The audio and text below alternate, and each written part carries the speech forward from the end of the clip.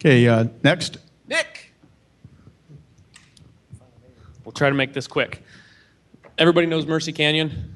We had problems with them going in and out of our neighborhood. I confronted them, and we talked to police, and came up with an idea to clear it because they said they have to keep their stuff way too long.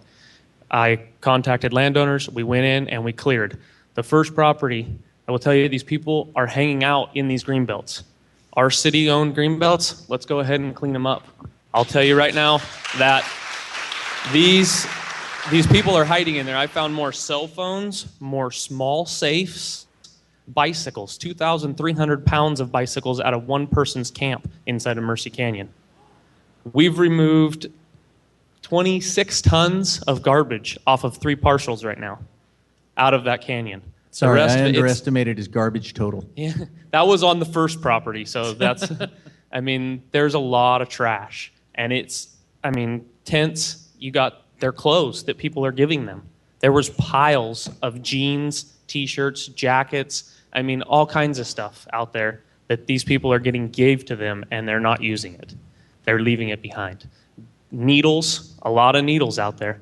These people are hiding in there. I think we need to get out there, and our city officials, we need to start, it's not gonna take that much money from what I estimate, let's say $100,000 max, to clean up all the city-owned green belts within the city.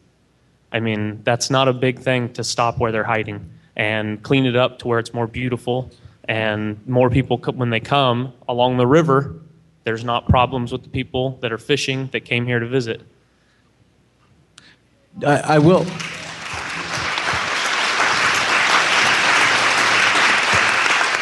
Nick's had a lot of success working with private property owners, and private property owners do not have the same requirements that government entities do on publicly owned lands, or private entities do on publicly owned land. The public portion of it is where the challenge comes, and that's where the tagging and the weighting and all of that comes, because our courts have been siding with them, and it's frustrating and it's restrictive, and it limits our ability to get these cleanups done. But that's the requirements that we have to work under, but private property owners do not have to.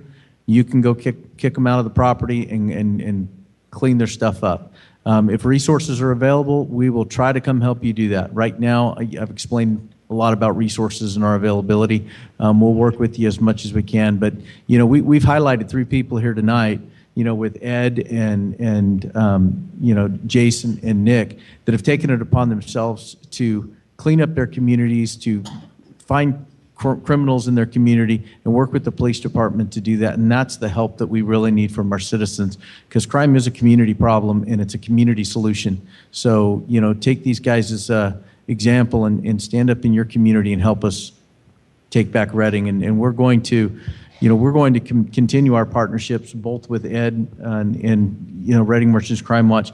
And we're going to work real hard to expand Stand Up Reading with Jason that he started. Part of the problem that we identified as we started looking at plans, and the interest in this town hall meeting is phenomenal, and I'm very happy that you're all here. This is the response that I've really kind of been looking for, so that I can inform the public as to what's going on, and hopefully, if this many people show up next time, maybe we'll do it at the Civic, where it's big enough to where the fire marshal. This is the one time though that the firemen don't get to be popular.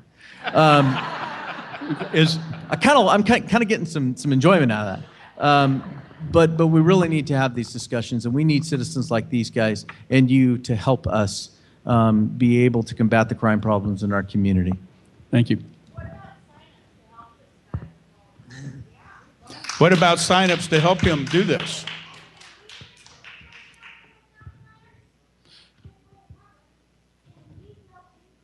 Can the public go into the... Is Randall Smith still here? Can the public go in and clean out the land? Dr. Smith has done all of the, or most of the cleanup organization along the river trails.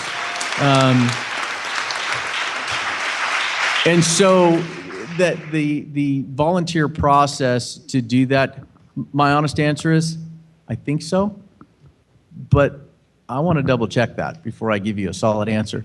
And I'm kind of hoping that Bob may be able to answer that question because he's my expert. But do they have to post, if citizen groups are posting on public land, they still have to post and wait, correct?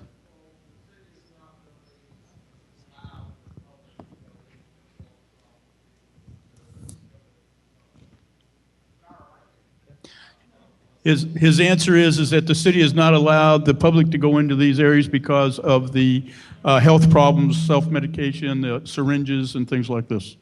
The problem is, and Nick, you know, God bless him, has access to bulldozers, and those are wonderful pieces of machinery. You know, I went to visit my mother-in-law in Mercy, and I was standing up watching Nick drive his Bobcat and his tractor up and down, and I was cheering him on. But the problem is that there is an immense amount of human feces, syringes, biohazards that are in these that Bob has to tread through on a daily basis to clean the garbage up in these camps.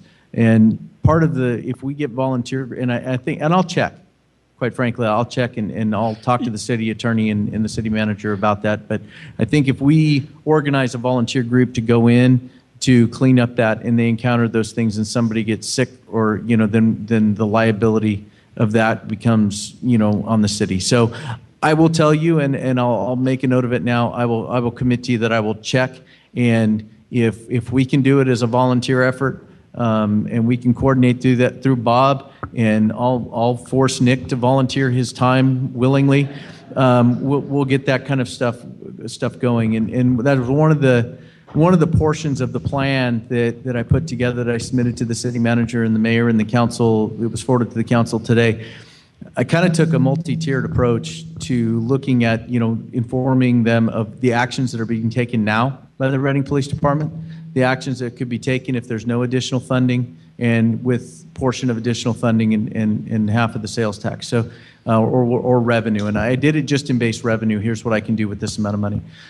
Part of that is I think that, you know, we focus all the effort on Bob, but I think there's some contracted companies that we could do at minimal expense, like Nick's talking about, that could help us with that cleanup effort without the long-term cost of full-time employees. So that's one of the proposals that I've given to them as well. And if I may, that a lot of these questions that our law enforcement are trying to answer, we need to ask our city council and our board of supervisors. You know, where are they taking the lead on this?